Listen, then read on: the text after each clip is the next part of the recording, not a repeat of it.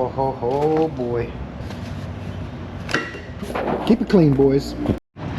All right, starting off a fresh new day in the shop, making it work.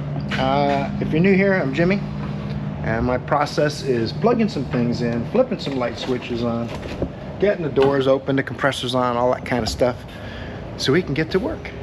We're gonna fix a bunch of cars. I see a couple familiar ones out here, and I see some new ones. So it should be an interesting day, I'm sure.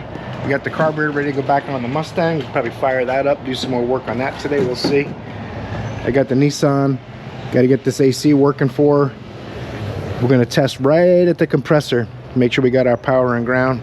I know we have it about 10 inches, 12 inches away from the compressor, but we couldn't get it to work last week. It was a last minute thing.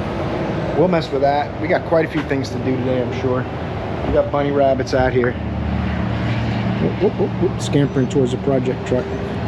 I did try to take the project truck to Old Town, and they shut me down. They said, you cannot bring that here. It's a patina vehicle. We no longer allow them into the show. It's just people bring old cars there and park, listen to the music, and relax. But I can't do it. Now I got to decide, do I sell the truck and buy something that's painted, or do I paint that one? Like a DD Speed Shop or a Vice Grip Garage style paint job. But we're not going to do that in this video today. We're going to spend a day in the shop fixing some cars. I'm going to take you to work with me. Let's finish getting this place opened up. We're going to hit about 88 degrees, 90 degrees today. It's supposed to be all rainy tomorrow, so we've got to enjoy a beautiful sunny day today and get to it. Stay tuned. All right, we got all our electrical gadgets hooked up. I'm going to start this thing up. None of the AC connectors are plugged in. They're hooked to my meter so I can see what's happening.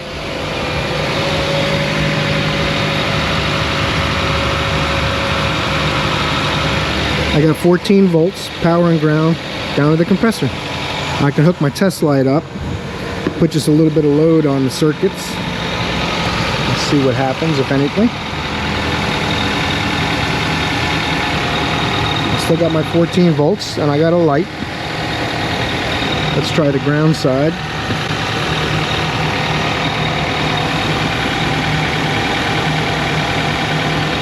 Still got my 14 volts and I got a light. It's a defective compressor, which is what we took off. So that's cool. Let me have them get me another compressor. Now this is the variable displacement connector, and this is for the magnetic clutch. And the magnetic clutch doesn't engage. So in case you didn't see Friday's video, we were trying to get this back to the lady. She needed it for the weekend, but I guess we put her in a loaner car trying to get this sorted for her, and should be working.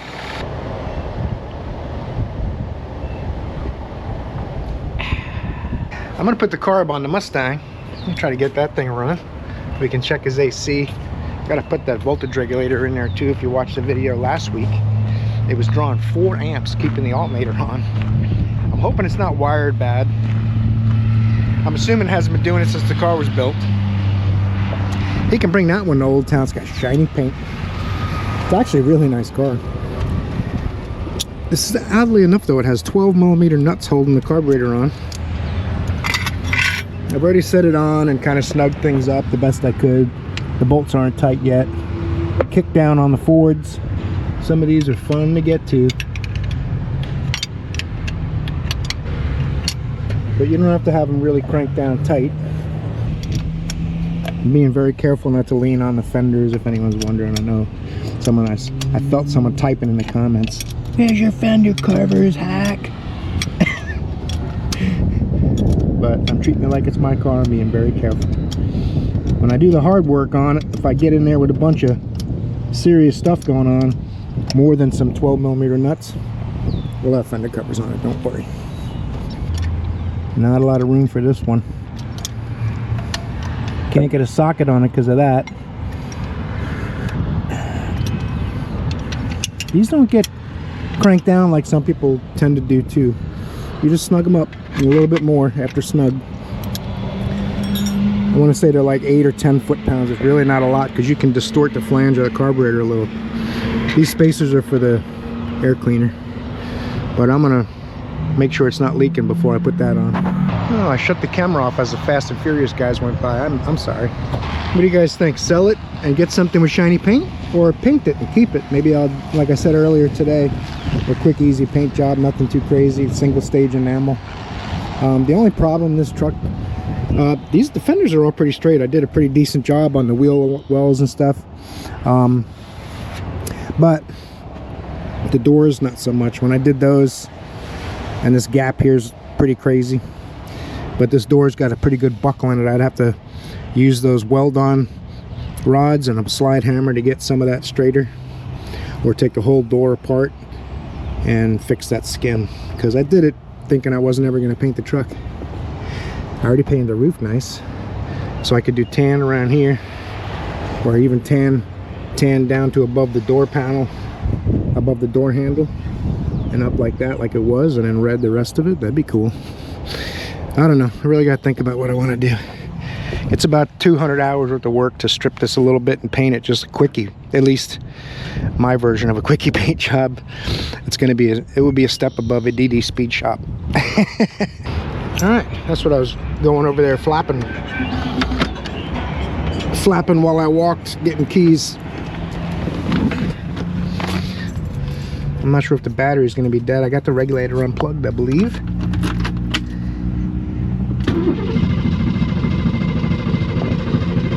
Gotta fill the carburetor. I could have poured some gas in it, but shouldn't be a big deal.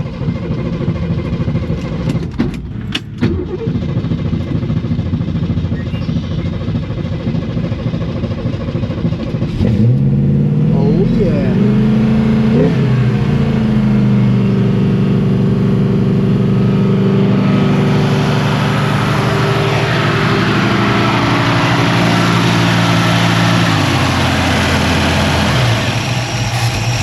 That's not good. You don't want this spring to let stuff get caught up in it.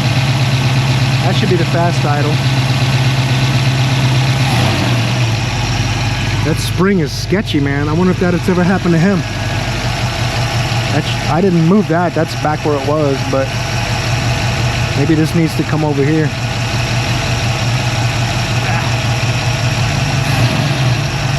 So it can't get caught on that. Let's drive it on the rack to work on the regulator and AC. Alright, got an oil leak diag on a Nissan, so we'll go back to the Mustang later. The 2014 Ugliest Car on Earth Award. I mean, well, you know, the Pontiac Aztec was made by the same people, I guess. It's the Japanese version. Some people love these things because they're quirky, I guess, but anyway, it's got an oil leak. It's coming from this area here. It also has a valve cover leaking, and it's really hard to tell if the valve cover, which I sprayed it all down with brake clean and ran it a little bit, and it's starting to seep. It's really hard to tell where it's coming from in that area. I look with my light and a mirror and all kinds of stuff. So I'm going to recommend starting with the valve cover gasket, clean it all up, and to see if there's any further problems. The valve cover doesn't come all the way to the timing cover. So if we do have to take the timing cover off, it's a separate job. You don't disturb the valve cover to do it. These actually have problems where the timing chain wears through the cover, but it's not doing that. It usually happens over here on this side, and our leak is back here. So, nice car though, it's in good shape. I mean, other than this rock that my shoe carried in here, it's probably a 9. It's really in good shape. It's got like 78,000 miles on it. So we'll start with the valve cover gasket and go from there. There's not a major leak. It's just drip, just leaves a little drip here and there. I cut down his air cleaner stud on the Mustang, so he had a stack of washers under the wing nut. We're gonna make it cleaner a little bit. No charge. I think I cleaned up the threads good enough. We'll see if the thread's back in, and then we can continue with the rest of our work. Drove it over here. Moved the Nissan. The compressor won't get here till tomorrow. Everyone's out of stock on them. I guess they're all defective, so they're running through their inventory. Got a new air filter for it. I didn't know we were doing that, which that's cool. Really clean up this engine compartment nice. I'm gonna pop that regulator in. It's just I think they're 5/16, 8mm.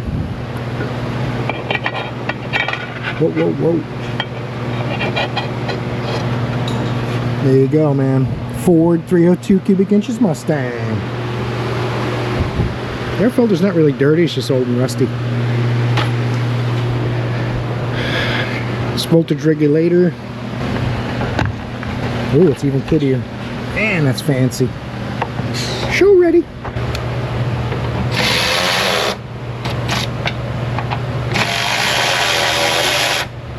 Now, you don't want to touch your tool against this and the bolt you're taking out because you'll have a bad day. It's connected directly to the battery. Short circuit protected. Solid state. Short circuit protected. Huh. Alright. There's also a ground on there. Right down here. Get those snugged up. We'll grab our amp clamp, plug that in, make sure we don't have amp draw now. If we still have amp draw, then we're going to look at wiring, which that's going to be a bit more time consuming. We've got our amp clamp on there. We've got our professional studio lighting. I just got to plug it in. See if something silly happens, hopefully not. Alright, yay, amp draw is fixed. Now, we'll make sure it's charging real quick and get a look at that air conditioning. I think it's been converted to 134A already, because we do not have R12. And this is one of the ones that you have to open the fittings like a Jeep. You put your machine on there and then you open these up. I'll see if there's a Schrader in there with a mirror. Should be a Schrader valve, but it's also sealed from the compressor, so it's sealed twice. Old school stuff. That compressors actually was real popular back on Fords and Jeeps back in the day. I forget what it's called. Tecumseh, Briggs and Stratton, I don't know. Good morning. I know the clock's messed up. Nothing here works. Deal with it. Making it work, Bill. Showing no pressure. I got my machine open, but now I gotta open these. I'm trying to see which way they turn, I forget. Quarter drive wrench. Quarter inch or 9/32. I brought both just in case, but oh, there it goes. Uh-oh. Not looking good. I'm gonna say there's no refrigerant in it. All we gotta do is find out why. We got another fender cover for this fender. We'll dig in that back one, get them both opened up. We'll pull a vacuum on it, see if it'll hold the vacuum at least. If it does, then we'll try some refrigerant and see if we can spot where it came from. Everything's pretty nice and dry, although a lot of these are covered with braided line, makes it a little harder to see, but you'd at least see some wetness like I mentioned before in other AC videos. You would usually see at least refrigerant oil somewhere. So everything looks good by eye. Alright, let's get it in a vacuum. Give it a 10-minute vacuum. It's been about 5 minutes since I did. Seems to be holding okay. Can't have too bad of a leak. So I need to put refrigerant in it, find out if someone just took refrigerant out, and we'll go from there. I think the Nissan Juke, we're going to do rear brakes and a valve cover gasket, but I got to get a lift to get that done, and I'd like to at least let him know what's going on with this Mustang. It's been here a week or two. He's not in a rush, but still, let's get it done and let him work on the AC part of it, whatever we're going to do with that. Then we'll start on the Nissan. It's got a new oil in the back, so there should be a way to do that. I want to put a little bit of oil and dye in it, so if it does leak out, we'll be able to find that. Alright, from this screen I can do the amount of oil I want and the charge I want. So I'm going to start at 1.5. I don't think this is a factory AC car. The compressor looks factory, but back here it all looks aftermarket. I don't know, any of you Ford guys know? Let's go down here. 1. Put an ounce of oil, 1.5 pounds of refrigerant. We'll know at least if it works or not, and then we'll figure out how long it'll hold Freon. I know refrigerant.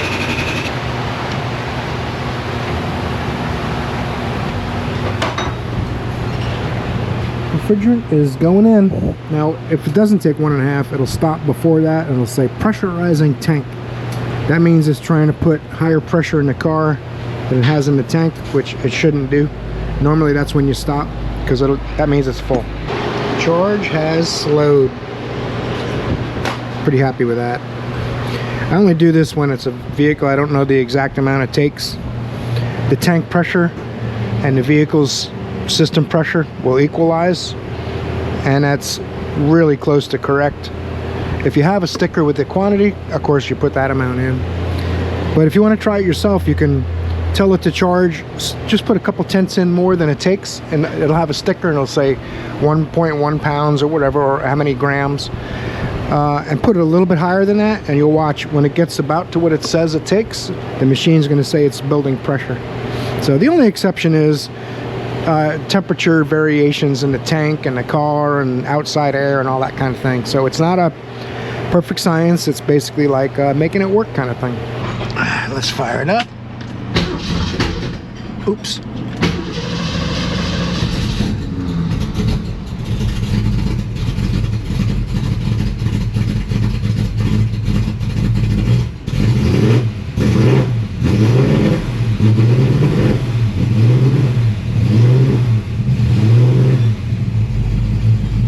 Sounds like maybe the choke closes a little too far. Nope. The compressor went on. I heard the belt go. Yarr!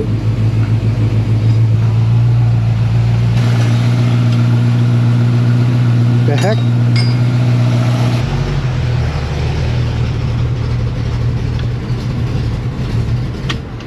That doesn't look right.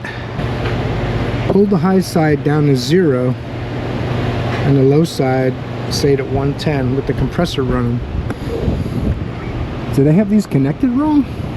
Alright, we gotta do some science calculations, get NASA on the phone, SpaceX, all of them, see if we can figure out what that's. I've never seen that before. That's a new one. Let it sit a minute and we'll see if this recovers. It could have a stuck closed expansion valve and it's hooked up wrong, and someone took the refrigerant out of it who knows when because of that. Okay. Suction has an S, and discharge does not have a D, but it says discharge down on the bottom. I don't know if you can see that, but it's basically right here. It says discharge suction. So this should be my low side. So this is wrong, and this is the high side, and that's wrong. So that's what it is. I've seen some stuff on air conditioning, but not that. So someone's put the adapters on the wrong place. The expansion valve must be stuck because little by little it's recovering. So let me let them know we got a little aftermarket hot rod stuff. We got to play around moving adapters. The expansion valve I think is serviceable from without going in a dash because it's right here. There it is. What that does is the high side pressure goes into the valve. It has a little temperature capillary on here, and it tries to keep the low side temperature a certain amount and adjust the valve inside there from high side to low. So what happens is the restriction in there causes a pressure drop. So if it's 200, 250 psi going in, the pressure drops to 30 or so, and it makes it cold, because that pressure change is where the cold comes from. And refrigerant's really good. When it changes pressure, it's really good at pulling heat out, and that's what you feel in the car. So if that valve is stuck closed, you'll get that symptom, except it should be on the other gauges because the adapters are on wrong.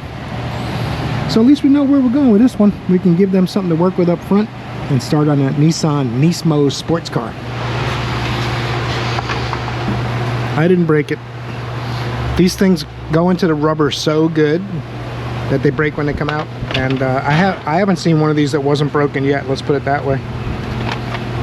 I'm not sure why they're on there so good, but in any event, 4-cylinder. You might say to yourself, it's just a 4-cylinder valve cover gasket, what's the big deal? I gotta gather some tools here. It's a little more serious than we had hoped. That Mustang carburetor's got heavy floats. I've been trying to adjust the float levels and it still floods and overfills the full fuel bowl, so I'm gonna get floats for it and see if he wants to fix that AC. That's your update on that one. I'm not sure how this comes off, we'll have to look that up. It's probably something way down the bottom there, I'm guessing. Oh. Wrong again. It's 212s right at the top. What's the big deal? Cry baby. Bill and I were wondering while we were criticizing Nissan's engineers. We were wondering if this was factory, and I think it is. What do you guys think? I'm sorry. I know there's a bunch of Nissan fans out there, but I basically criticize every car. Stay tuned for yours. It's next. I'm going to take this out of the way. Couple connectors. This looks like it's already been disconnectorated. Blow off valve. This reduces intake pressure when you let off the gas with a turbo car. Tends to be a lot of pressure in the manifold. When that throttle blade snaps shut, it goes punk if this valve isn't there. A couple of these guys. This I think that's the purge solenoid, or some kind of boost control solenoid. I don't know. 10 clamp, 10 clamp. I think it's not as, other than kidding around and being a little bit of a crap baby. These two tubes out of the way, I don't think it's all that bad. Oh, we're gonna do spark plugs too. I didn't realize they brought me spark plugs. They brought me spark plugs. They brought me spark plugs. And the rear brakes, but I'm gonna worry about this right now. Get that fixed.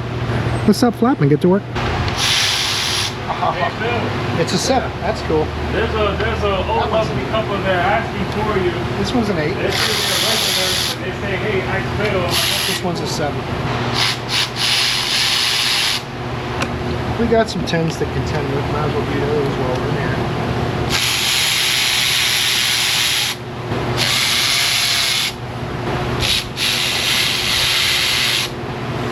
Got to corral all those Nissan horsies.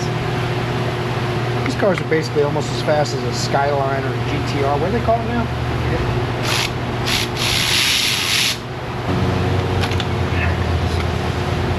Didn't come off the way I thought it would, but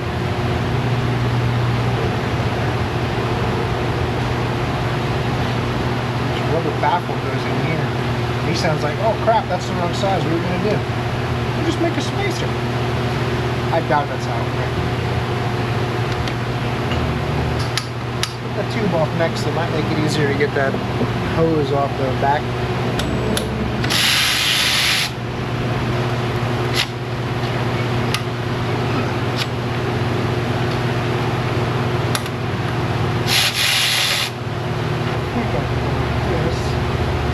Pull these hoses and everything out of the way.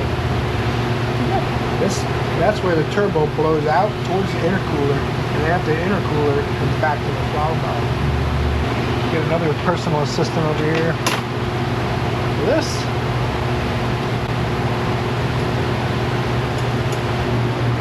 Now I can see the valve cover.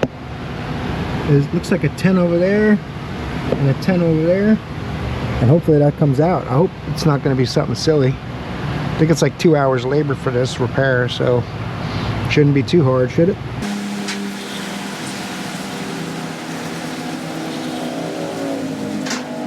That was just the second cam.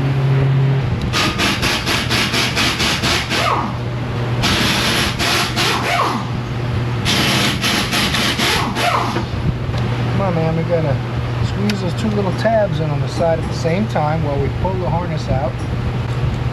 There it is. Ow. Ooh, wow. The heat shield's tight. What's gonna happen with my hands and my lipstick? All kinds of stuff. Let's get an extension.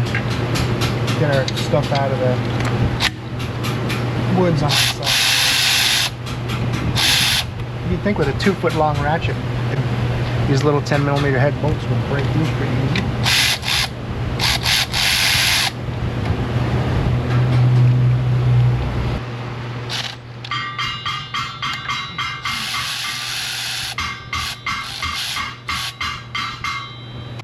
Dentistry tool is not going to get it done. There's a third bolt over here. Uh-oh. Ooh. Let's just assume that that harness is clipped to it. 10 over here. 2/8.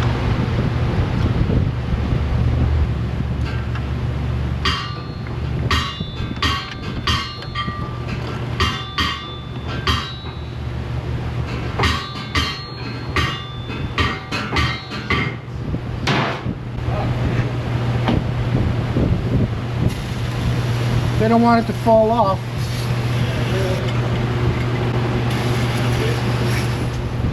I'm guessing there's a bolt under this harness directly here.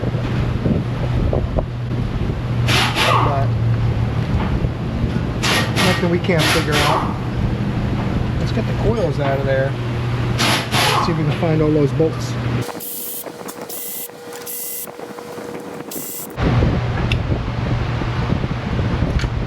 Eight millimeter valve cover hold down bolts.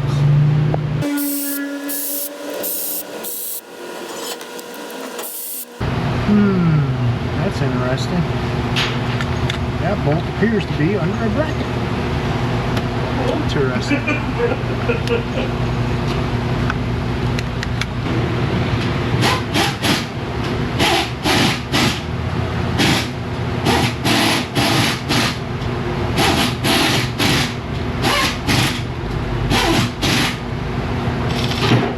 We need to get some kind of a wrench anyway. I think those back two ones will do with a wrench. I don't know if this chromie is going to cut it. Ah. Not going to go all the way though. But it did get it loose. And luckily I got 3 knuckles on each finger, so... Now I can leave yours alone. Huh? Now I can leave yours alone. Well, we got a shop one? Sweet. In this fancy little bag. Heck yeah! Oh, the harness is clipped in over here too. How am I going to get that out? You guys got any ideas? I think... I don't want to break the clip, so I got to take a... There's a metal shield. Got to take that metal shield off so I can take this sound insulator off. Then I can get my pliers in there to get that clip loose. I hope.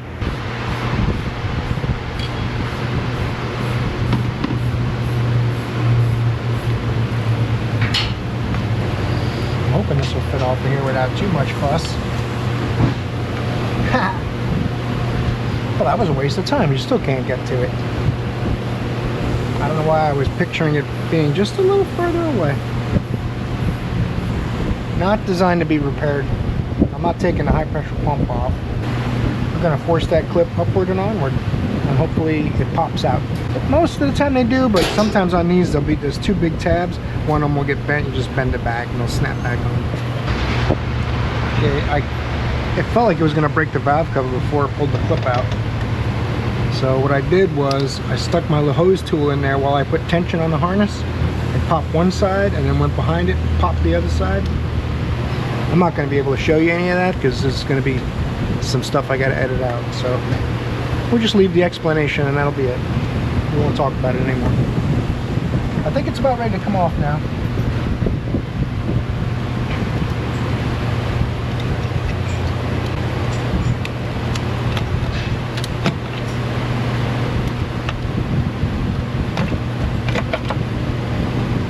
Oh, Nissan.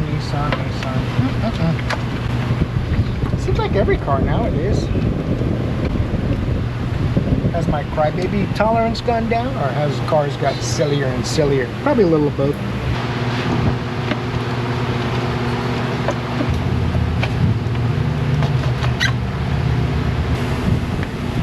Of course, the wire harness went back in the valve cover. That's cool.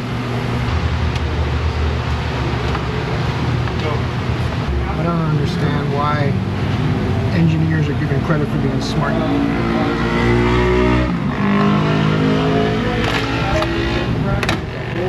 The only people that think that's a good idea have never worked on a car in their lives. Just saying. I'm still holding back from what I want to say. I'm trying to be nice. Wipe away from the engine. Wipe away from the engine. And keep in mind, I sprayed 2 cans of brake clean on this before taking it apart to make the mess a little less, but it doesn't get 100%. Obviously, it's not going to go under the valve cover. I'm going to clean this up a little bit. Go see if our new gasket set is right. And then we'll be putting this back together. Put a little oil on your finger. Go around and get any dust or dirt, particles on there that you might have gotten on the cam lobes. Make sure to be as clean as possible. I mean, honestly, it's nearly impossible to be 100% clean, but as clean as you can. The engine can tolerate a little mishap, but not much. I mean, if you got giant chunks of sand and dirt fell in there, you definitely got to get those. If you have any doubts, you could run a little bit of clean engine oil and then change the oil afterwards. Quality Philipper parts and auto light spark plugs. I probably would have got Denzos or NGKs or something for a Nissan, but looks like the right gasket. Let's get this in there and start putting it back together. The gasket doesn't really like pop in to where it feels like it's going to hold itself, so we'll see how that goes. It also looks like it's about 20% too high and 10 to 15, maybe 20% too narrow, but I'm no engineer like we've discussed. This is not like it's barely poking itself in here because of tension to stretch it into place. See what happens. I'll get it in place the best I can. Before I set it down and put the bolts in, I'll go around the perimeter with a mirror and make sure the gasket didn't basically fall out. Doesn't even feel like you'd have to hit anything. Might just fall out.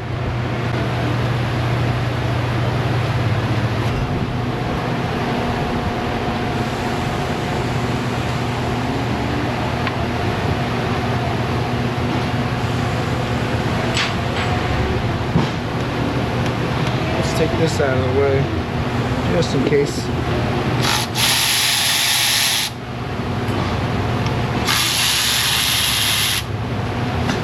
Just a little more room. Less thing to contend with.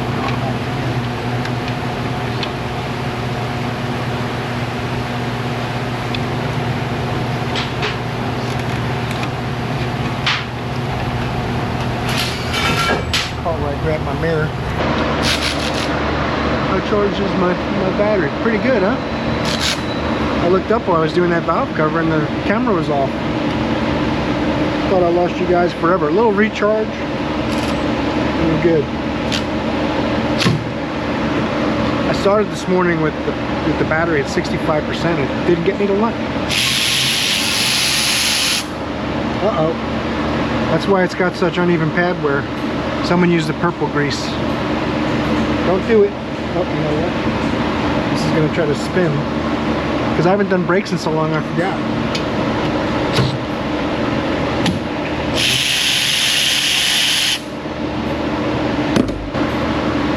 Purple grease turns into a paste and becomes thick and gooey.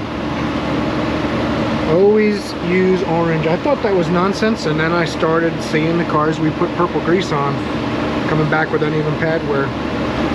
It definitely matters. I know some people will still say it doesn't because they haven't seen it back yet, but trust me, every time I've seen a car with very uneven pad wear, it's got purple grease. Doesn't mean it can't happen otherwise. It just means it definitely happens. The brakes aren't totally shot, but you want to do them, mostly because of how unevenly they're wearing. I haven't done a brake job in so long. I'm more than happy to do it. Nice, fairly simple. Man.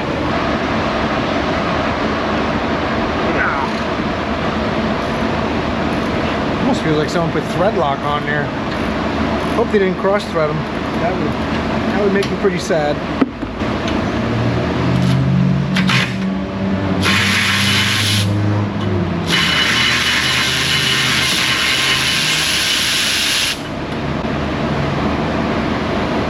You guys see the thread lock or corrosion.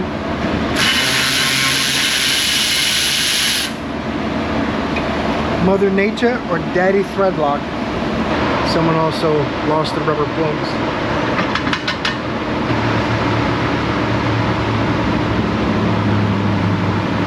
Anti-seize chapstick just like the thread lock. It's kind of good. It keeps you from using too much. You don't need much on there. That's right, this thing's four-wheel drive. High performance Nissan Juke.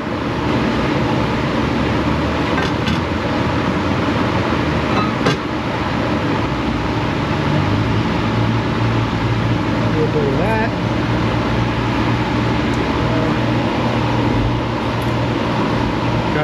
new pads.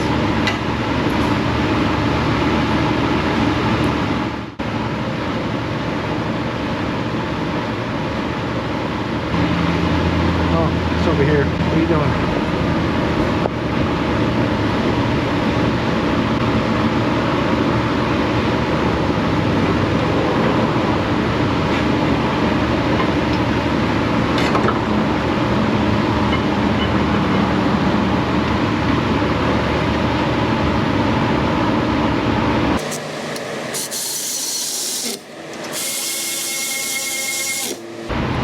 Since I had to use this to get them off, I'm going to have to use it to put it back on. Just so we get in the correct ugga-dugga ballpark.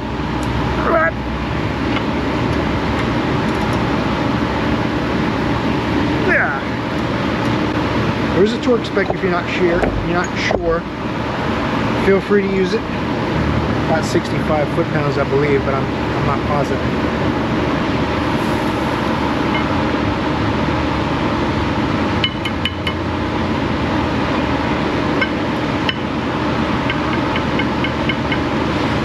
Head should never be tight in their bracket.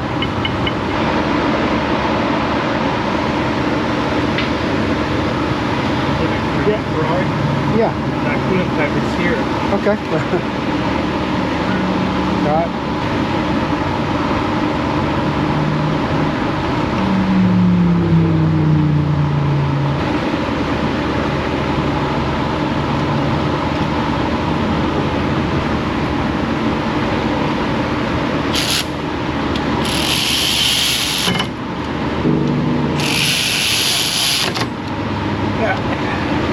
Watch your fingers. I'm gonna flush the brake for a little bit too. Thanks, John. Got a, it's not my birthday, but he sent me a birthday gift. Happy birthday. 67 years old, has been working on cars for 55 years. Got a 2004 Chevy Impala with 300,000 miles. He says I'd give him a love rating of 2. That's pretty funny. He wants me to change the Ford engineers, update their names to Bavesh and Prabjot. That's pretty funny. Dunkin' gift card, very nice. Uh-oh, very nice. Appreciate that very much, John. Hope you don't mind me showing some of that letter in the video. That's pretty funny. Everyone said, who's Jimmy DeResta? I said, I don't know. Appreciate that. Thanks for sending that out, John. My birthday is July 19th. My wife's coming up in April, so maybe I'll get her some Dunkin' with that gift card. I appreciate your support. Let's get the brake flush stuff on this, and I get this Nissan Juke all flush and ready to go. The hose broke. Don't worry, I got the snap-on patch kit. We'll fix it. Snap-on kit number 1-800. Oh no, you don't.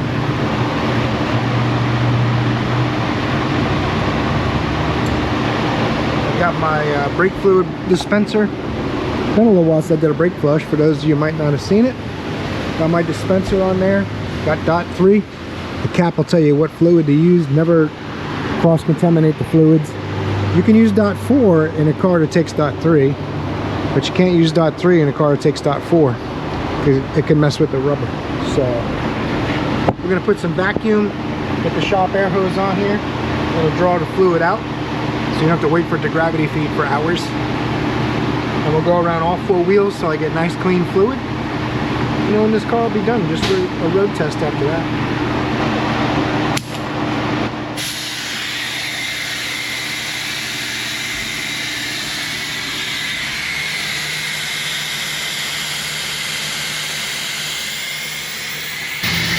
Now while that side's going, we can clean off our mess. I always spill a little brake fluid because I let a little fluid run out, just to make sure there's no air coming out of the bleeder after bleeding it. Sometimes it'll draw a little fluid and air back in. Even if I let it equalize, sometimes I'll pull it off and little air bubbles come out. When you're done with this, the pedal should be better than ever.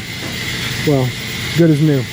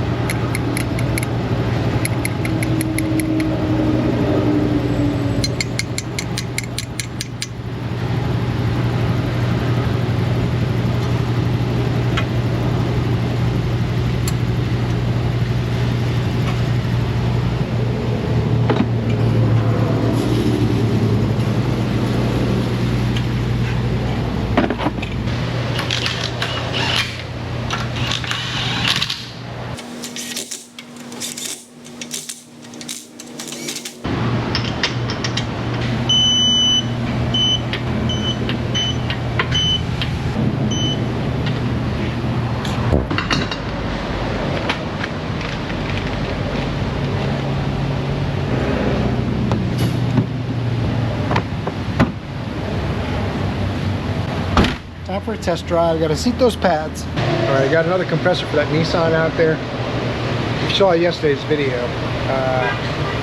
or Friday's. No reason to film it again. I'm just going to put it in, then I'll bring you along, show you whether it works or not. All right, compressor's in, belt's on, system's charged. I didn't put the trim panels up again, just in case. But I don't the feeling that you could have 2 bad replacement compressors in a row. I don't know. Let's fire it up and see, because we can speculate. I'm really good at speculating too. I actually quite enjoy it. Let's see what happens. Uh-oh, I saw the gauge move just a hair, starting it up. Oh, we got AC. Look at them pressures out there. Can you see them? Have to crop them in. Something's happening. Yay! This lady will be really happy to get her car back. Let's go look at the pressures real quick. Then I'm going to shut it off and button up the covers. And I got about 1,700 push pins and about 1,000 torque screws, give or take. That's what it's supposed to have done on Friday. I wasted about an hour trying to figure out what else it could possibly be. Tracing wires, you saw this morning. I did some more testing, and I'm like, well, defective compressor out of the box. All right, let's put this thing back together and get it back to her tonight.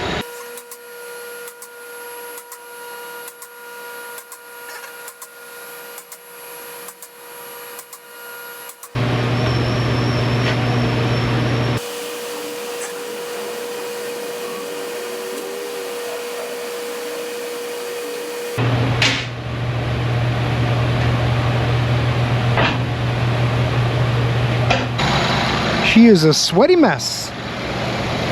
And also done. We did the cabin filter and air filter last week, the wipers. They need some tires real bad. But I think she borrowed the money actually to get this work done, and the tires are gonna wait. But it's got AC now. It's working great. We're getting ready to button up this thing. We got quite a few things done again today. Productive day. I wish I can get on that Colorado. I think the pipes here are for the Ferrari. I'm sure the boss is going to want to get his Ferrari fixed. So we'll see if we end up working on that Ferrari tomorrow. They were asking me, how much longer do I think it'll take? But honestly, I have to put the pipe in. And from what I'm understanding, there's a real hard time getting all the air out of that system because of the radiators in front and the engine in back. So you got to get all the air out of all the radiators and everything, otherwise it overheats from the air pockets. So that in itself, it might take 3 or 4 hours to get all the air out of it, get the pipe in. It's missing a bunch of cover panels and all. They're supposed to get me the rubber hangers that hold the pipes, but somehow I'm guessing that got fell through the cracks. But in any event, a lot of babbling, a lot of flapping. That's probably what we'll be doing in tomorrow's video, but today's video is coming to a close. So I appreciate your company. Hope you enjoyed it. Maybe you'll torque that like button or visit the Amazon store just to find something you might have seen in today's video. Super clean products are working good for me. They do send me those products for free, but they sent me some maybe it was 3 years ago. They sent me some a while back. I used them and thought they were great. And they said, let us know whenever you need more. So I show them to you in the video because I like them, not because I'm trying to make you buy them. But if you need good cleaning products, they're working for me. That was really long. Hope I see you in another video, because you're awesome.